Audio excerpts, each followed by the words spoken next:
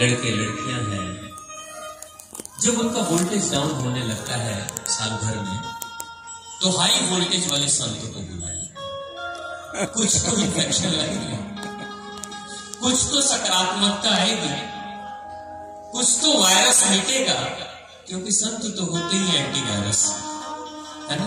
ये जहां चले जाएंगे वहां कुछ ना कुछ अपनी सकारात्मकता तो बिखेर ही देंगे, और फिर एक महीने एक साल तक बैटरी चार्ज रहती है। पुनः सुन वर्षा के ग्रामीणों की, एक साल के बाद फिर वोल्टेज डाउन होने लगता है, फिर से संत समागम करा लेते हैं, भजन और भोजन एक साथ हो जाता है, फिर से वोल्टेज ऑन हो जाता है। तो ये बड़ा ही सुंदर प्रयोग है। ये छोटा सा कर्म कांड या पूजा पाठ और सिर्फ सत्संग नहीं है, ये अदृश्य चेतना का बिखराव है चारों तरफ। लेकिन अध्यात्म क्या कहता है? अध्यात्म कहता है दो चीजें, पहली चीज आपकी सोच और दूसरी चीज आपका कर्म। ये दोनों का जब समागम होता है तभी जीवन में परिणति होती है, कुछ परिणाम। अक्सर आजकल लोग कहते हैं थिंक पॉजिटिव, अच्छा सोचो, सकारात्मक सोचो। और बहुत लोग ऐसे हैं जो अच्छा सोचते हैं, जिसको आजकल कई ध्यान के जो केंद्र हैं वो कहते हैं अपने लोगों को कि पॉजिटिव एफर्मेशन करो, मतलब कि सकारात्मक सोचते रहो, धारणा करो। अगर आपके पास घर नहीं है तो धारणा करो कि मेरे पास एक सुंदर घर है, गाड़ी नहीं है तो धारणा करो मेरे पास एक सुंदर गाड़ी है, पैसे नहीं है तो धारणा करो कि मेरे पास बैंक बैलेंस बहुत ज्यादा है। तो फिर धीरे धीरे पैसे आने लगेंगे, धीरे धीरे गाड़ी आएगी, धीरे धीरे बंगला भी आएगा, ऐसा लोग कहते हैं। और काफी जोर शोर से इसका प्रचार चल रहा है। तो हमारे नौजवान बंधु भी अब सोचते हैं कि कुछ करने की जरूरत नहीं, धारणा करो, लॉ ऑफ अट्रैक्शन काम करेगा और धीरे धीरे सारी चीजें आकर्षित होने लगेंगी। लेकिन हमारे ग्रंथ बड़ी प्यारी बातें कहती हैं। ग्रंथ में एक बड़ा सुंदर सा वर्णन है सकारात्मक सोचने का और धारणा का प्रभाव कैसा होता है। राजा जनक दुखी है, संताप में है, यह सोचकर कि मेरे राज्य में अकाल पड़ा हुआ है, बारिश नहीं हो रही है, वर्षों से बारिश नहीं हो रही, लगभग 12 वर्ष गुजर चुके थे, बारिश नहीं हो रही थी, मिट्टी फट गई थी, सूख कर, बीज भी जो मिट्टी में पड़े थे वो भी जलकर खत्म हो चुके थे, बंजर जमीन। राजकोष का अनाज भी धीरे धीरे खत्म होने लगा था। लोगों की हालत थी कि उनके भी जो अनाज के घर में रखे हुए वो सारे खाली हो चुके थे।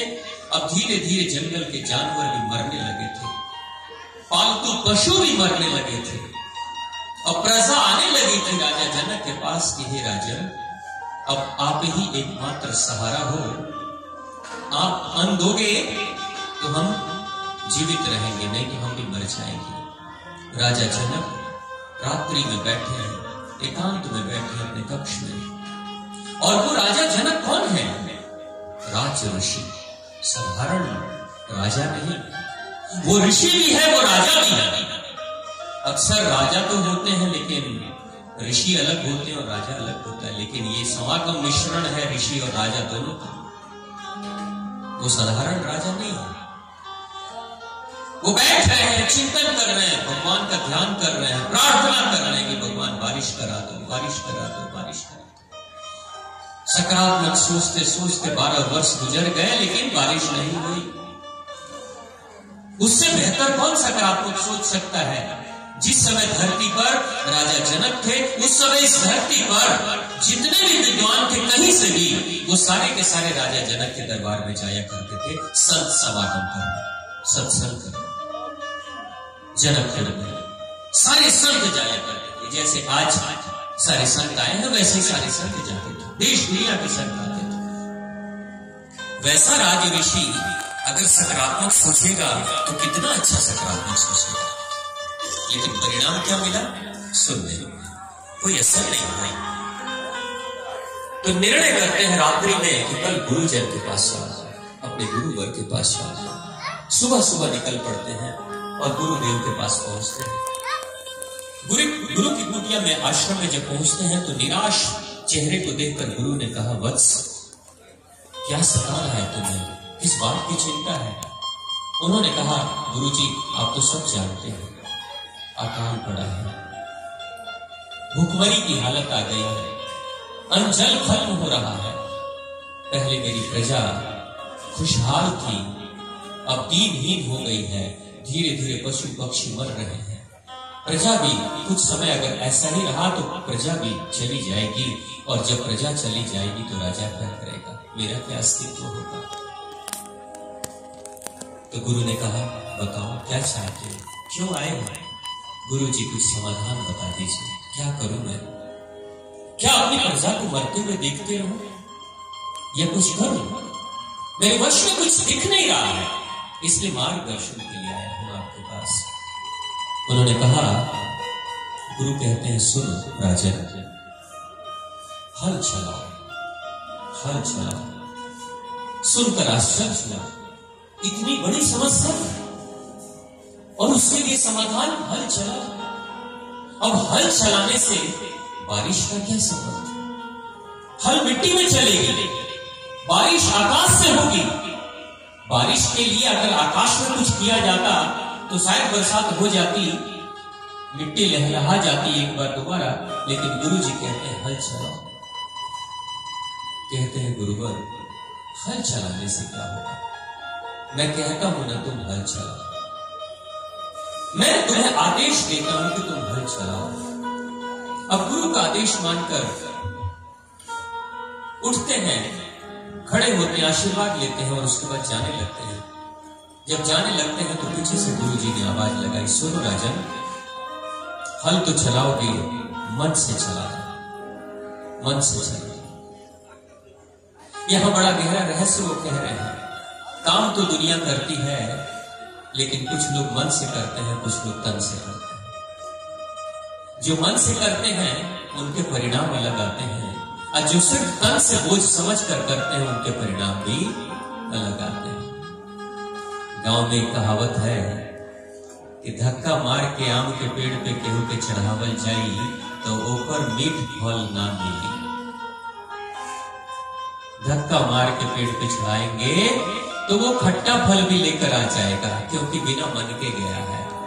लेकिन कोई प्रेमी जन जिससे वो प्रेम करता है वो आया है और उसे मीठे फल खिलाने हैं, और अपनी प्रेरणा से वो अगर आम के वृक्ष पे चढ़ता है तो उन ऊंची डालियों पे चढ़ेगा, टहनियों पे चढ़ेगा, अपनी सुरक्षा का भी ध्यान नहीं रखेगा, लेकिन जहां मीठा आम होगा वहीं से तोड़कर लाएगा, क्योंकि प्रेमी नीचे बैठा है, उसको खिलाना है।